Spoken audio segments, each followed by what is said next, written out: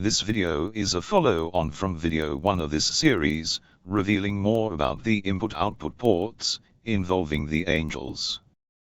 The angels are nothing like religious artists portray, in their artwork, nor what humans desperately imagine angels to be. As mentioned in video 1 of this series, the angels of the assemblies were ordered to repent. In the more recent versions of the revelation of Jesus Christ, the scribes further bastardized the writings, changing the word assemblies into churches. The synagogue of Satan involves the Roman Church and its breakaway denominations, desperately trying to covet and change the original knowledge and times, but they do so in vain.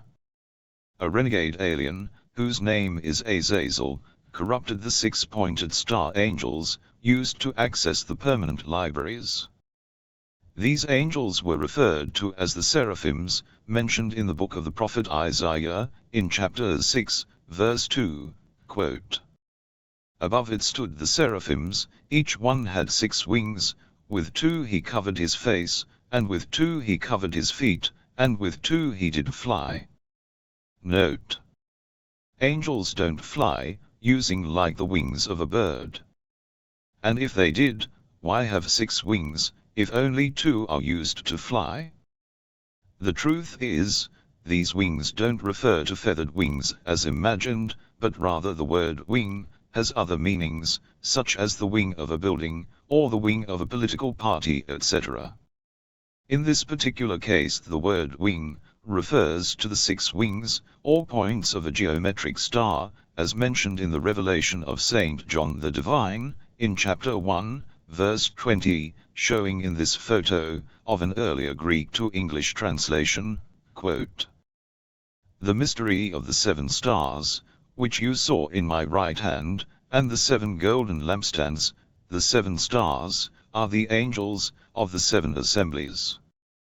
And as you can see, the angels are plainly said to be stars, but the definition of the stars has been removed from scriptures by the scribes to deliberately confuse the readers. The processing system of life has massive permanent libraries, consisting of images, as well as storybooks that control the experience we have. The 6-pointed stars involves the images. Here is an abstract logic drawing, showing first the nature of single logic, when checking data for accuracy and reliability during processing. In today's computer systems, produced by humans, we use checksums as a way of checking data being transferred. The processing system of life also uses a similar system, but rather than using math, it uses direct pattern recognition to verify the accuracy of data.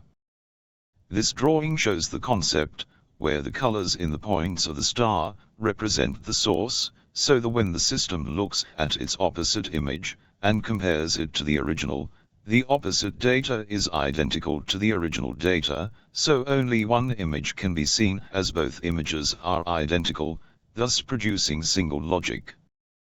The same type of data checking would take place in normal reproduction, involving the haploid and diploid cells. This animation shows the sequence which would take place, involving conception, before Eve committed adultery with Azazel. When the original image is compared with its opposite, the 2 images are identical, producing single logic in the diploid cells. This is what happened when Eve gave birth to Cain, having committed adultery with Azazel. As you can see, when comparing the opposite data with the original data, each of the wings of the star contain 2 different images, indicated by each point of the star having 2 colors. This is double logic, where nothing can be clearly defined, always having multiple possibilities to everything and nothing correct. The numeral title for the double logic algorithm was 666, and not 666. The reason being is the first image of the star is made of 6 colors, instead of 3 colors, and the opposite image involves 6 colors, from the first star image, but appearing in different locations.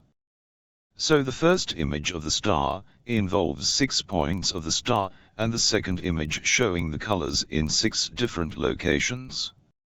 When these 2 stars are compared with each other, produces the third 6-pointed star, revealing a mixture of the first 2 stars. Hence confusion, because the third 6-pointed star has more than one conclusion to any actions taking place. This is referred to as being double logic, also known as Babel.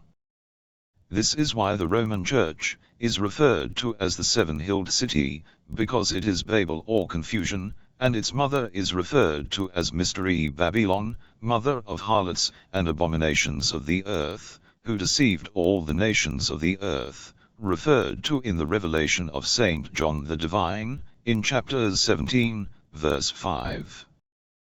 The reason the Roman collection of Greek and Hebrew writings, referred to as the Bible, can be interpreted in many, many different ways, is because it is Babel, or confused texts, hiding the truth.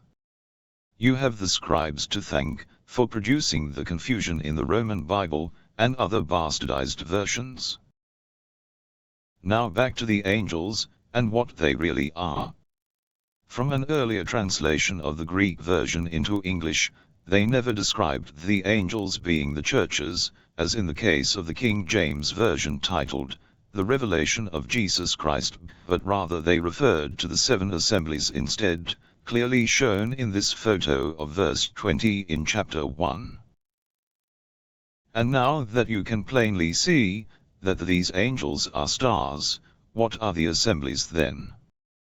Note that the one with the 7 stars, which are the angels, walks in the midst of the 7 lampstands, also referred to as candlesticks, and has nothing at all to do with any churches whatsoever.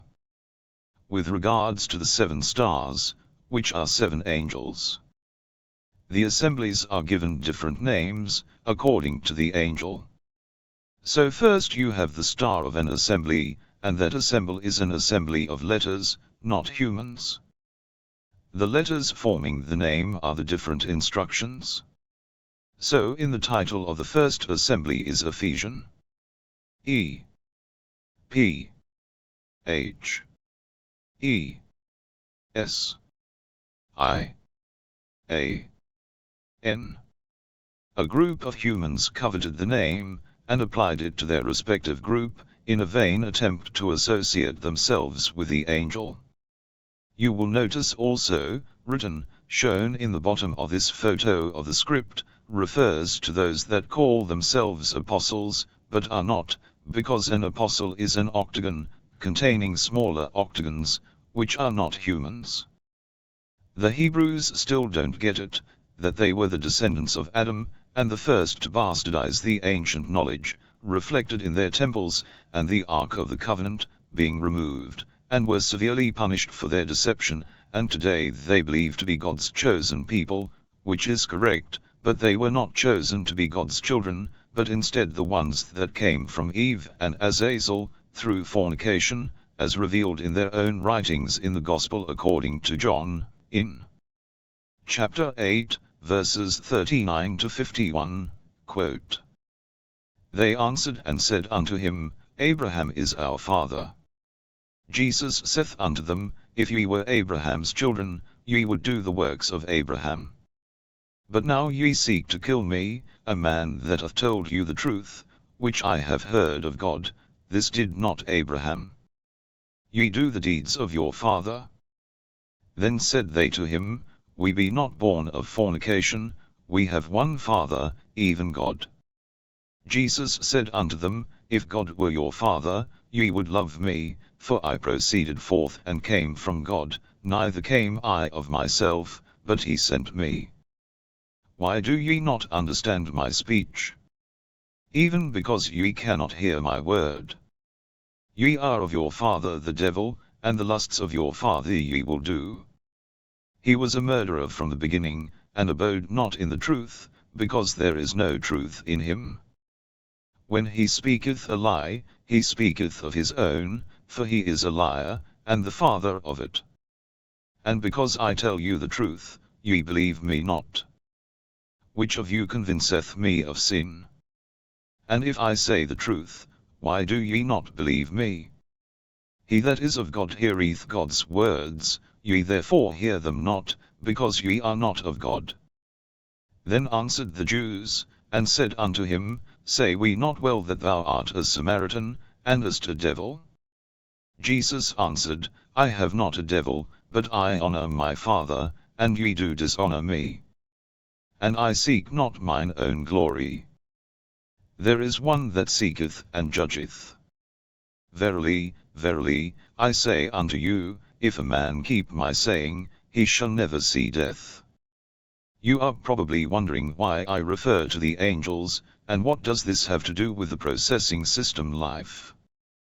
The angels, as I have revealed, are not what humans believe, or desperately desire them to be, but instead are the input and output ports of the processing system of life. So if we want to use the processing system of life, we need to know what they are, and how to use them. The angel for accessing the images, both environmental, and the avatars, in the permanent libraries, consists of 6 wings, while others have 8 wings, and are used in the 9 gates registers, involving the administration of the octagonal processing system. 4 of its wings are used to access the temporary libraries, a bit like that of RAM, random access memory, in computers humans manufacture today, but far more sophisticated, as images are revealed instead of binary, or hexadecimal, or any other language. So here is the configuration of the input-output ports of the 6-pointed stars. Note there are 6 points or triangles, and a hexagon in the center the points are attached to. The hexagon in the center can also be partitioned into 6 triangles, as well as forming the wings of the angel. If we look at the construct of the 6-pointed star, the wings form the shape of open books, consisting of parallelograms. The square registers adjacent to the books access the temporary libraries, involving the running program registers. In the next video of this series, I shall reveal more about the functions of the different angels, and what they are for, as well as revealing the avatar instruction, and its construct, showing how the environment is displayed in the instruction, and the program responsible for production of DNA.